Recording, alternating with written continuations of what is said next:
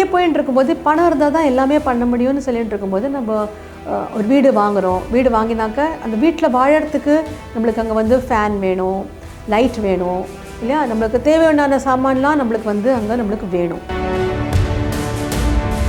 அது என்ன பில்லு? அது என்றைக்காவது யோசித்து பார்த்துருக்கோமா? இல்லை. இன்றைக்கி அதை பற்றி தான் நம்ம பார்க்க போகிறோம். அந்த பில்லை எப்படி கட்டுறது? ஸோ நம்ம வந்து சொல்கிறோம் இல்லையா, நம்ம வெளியில் மட்டும் நம்ம வாழ்ந்துன்னு போயிட்டுருக்கோம் எப்போ பார்த்தாலும். இந்த உள் வாழ்க்கை எப்படி வாழறது, உள் வாழ்க்கையும் நம்ம வந்து நமக்குள்ளே போய் பார்த்தா தான் அந்த உள் சம்பாத்தியம் நம்ம பண்ண முடியும்.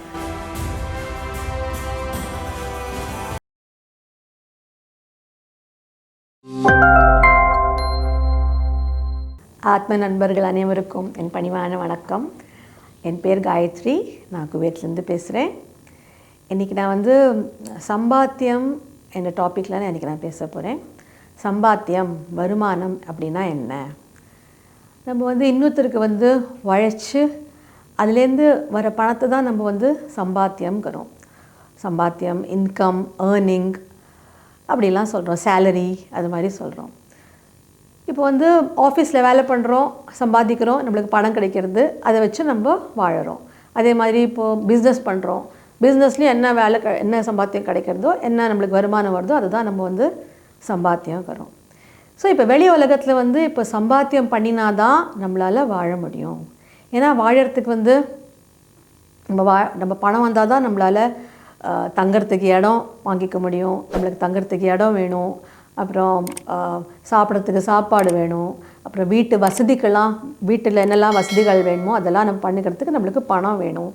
அப்புறம் சொல்லப்போனால் குழந்தைங்களுக்கு படிப்புக்கு இப்படி சொல்லிகிட்டே போகலாம், நிறைய சொல்லிகிட்டே போகலாம். பணம் இருந்தால் தான் நம்மளால் எல்லா வேலையும் பண்ண முடியும். இப்படியே போயின்னு இருக்கும்போது பணம் இருந்தால் தான் எல்லாமே பண்ண முடியும்னு சொல்லிட்டு இருக்கும்போது நம்ம ஒரு வீடு வாங்குகிறோம். வீடு வாங்கினாக்க அந்த வீட்டில் வாழறதுக்கு நம்மளுக்கு அங்கே வந்து ஃபேன் வேணும், லைட் வேணும் இல்லையா? நம்மளுக்கு தேவையான சாமான்லாம் நம்மளுக்கு வந்து அங்கே நம்மளுக்கு வேணும்.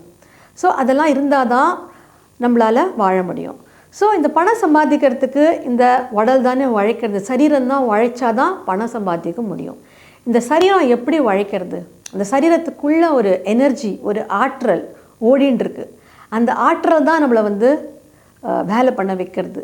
ஸோ வேலை பண்ணால் தான் நம்ம வந்து வெளி வாழ்க்கையில் சம்பாதிக்க முடியும், நம்ம வாழ முடியும், நல்ல வாழ்க்கையை வாழ்ந்து நம்ம அனுபவிக்க முடியும். வாழ்க்கைனா என்னங்கிறது. ஸோ இப்படி இருக்கும்போது நம்மளுக்கு வந்து வீட்டுக்கு தேவையான பொருள், fan, light, fridge, TV, mobile இதெல்லாம் நம்மளுக்கு அவசியம் இல்லையா? ஸோ நம்ம இதெல்லாம் வந்து நம்ம வச்சுட்டு வாழும்போது ஒரு நாள் நம்மளுக்கு வந்து இது ஒரு பில்லுன்னு வருது, எலக்ட்ரிசிட்டி பில் இல்லையா, மின் கட்டணம்னு வருது. இந்த மின் கட்டணத்தை கட்டினா தான் நம்மளுக்கு வந்து திருப்பி மாதம் கட்டினா தான், இந்த எலக்ட்ரிசிட்டி பில்லை கட்டினா தான் நம்மளுக்கு மாதம் இந்த எலக்ட்ரிசிட்டி வரும். அப்போ இதெல்லாம் நம்ம யூஸ் பண்ணிட்டு வாழ முடியும். ஸோ அதே போல் இந்த உள்ள நம்மளுக்கு ஓட்டின்னு இருக்கே இந்த எனர்ஜி, இந்த ஆற்றல் இருந்தால் தானே நம்மளால் வேலை பண்ண முடியும். இந்த ஆற்றல் இல்லைனாக்கா என்ன பண்ண முடியும்? அவ்வளோதான், சரீரம் கான், சரீரம் வந்து இறந்துடும், ஒன்றுமே பண்ண முடியாது. ஸோ என்றைக்காவது யோசித்து பார்த்துருக்கோமா? இந்த ஆற்றல், அந்த எனர்ஜி உள்ளே ஓடின்னு இருக்கே, அந்த எனர்ஜிக்கு, அந்த ஆற்றலுக்கு என்றைக்காவது பில்லு கட்டிருக்கோமா? அது என்ன பில்லு? அது என்றைக்காவது யோசித்து பார்த்துருக்கோமா? இல்லை. இன்றைக்கி அதை பற்றி தான் நம்ம பார்க்க போகிறோம். அந்த பில்லை எப்படி கட்டுறது? ஸோ நம்ம வந்து ஒரு ஜென்மமும் என்ன பண்ணுறோம்? வெளியே வாழ்க்கையை மட்டும் வாழ்ந்துட்டு அப்படியே போயின்ட்டுருக்கோம். வெளியில் நம்ம வந்து வாழறோம், எலக்ட்ரிசிட்டி பில் கட்டுறோம், மரணம், ஜென்மம் இதுவே நடந்துட்டுருக்கு. ஸோ இந்த ஆற்றலுக்கு பில்லை கட்டினா தான் நம்ம வந்து முக்தி அடைய முடியும். ஏன்னா நம்ம நிறைய பிறப்புகள் எடுத்துட்டோம். நம்ம செடி கொடிகள், புழு பூச்சிகள், அப்புறம் பறவைகள், மிருகங்கள், அதுக்கப்புறம் தான் இந்த மனித ஜென்மம்னு கிடச்சிருக்கு, இந்த மனித பிறவின்னு கிடச்சிருக்கு. இந்த மனித பிறவி வந்து ரொம்ப விலை மதிப்பற்றது, சொல்லுவோம் இல்லையா, ப்ரைஸ்லெஸ். இதுக்கப்புறம் தான் முக்தியே இருக்குது. ஸோ இந்த மனித பிறவியை நீ எப்படி வாழ்ந்துட்டு போறியோ அதுதான் உன் கையில் இருக்குது. அது எப்படி அழகாக வாழ்ந்துட்டு போறியோ அதில் தான் அவனுக்கு அந்த முக்தியே இருக்குது, எப்படி அடையணும்னு. ஸோ இது மாதிரி போயின்னு இருக்கும்போது வெளி உலகத்தை நம்ம வாழறோம். ஆனால் அந்த உள்ளே இருக்கிற அந்த பில்லை என்றைக்காவது யோசித்து பார்த்துருக்கோமா? அந்த எனர்ஜி சப்ளை ஆகாமல் இருந்ததுனாக்க என்ன ஆகும்? அதனால் ஒன்றுமே பண்ண முடியாது, ஒன்றுமே வாழ முடியாது. ஸோ அந்த உள்ள அந்த ஆற்றலுக்கு எப்படி நம்ம பில்லை கட்டுறது? அது எப்படி கட்டணும்னாக்க நம்ம வந்து எப்போ பார்த்தாலும் வந்து துக்கத்திலே இருக்கோம், சோகத்திலேயே இருக்கும், இப்படியே வாழ்ந்துட்டு துவேஷம் கொண்டாடிகிட்டே இருக்கும், இப்படியே பண்ணிவிட்டு நம்ம வாழ்க்கையை வாழ்ந்துட்டு திருப்பி திருப்பி மரணத்து ஜென்மத்தில் வந்துட்டுருக்கோம்.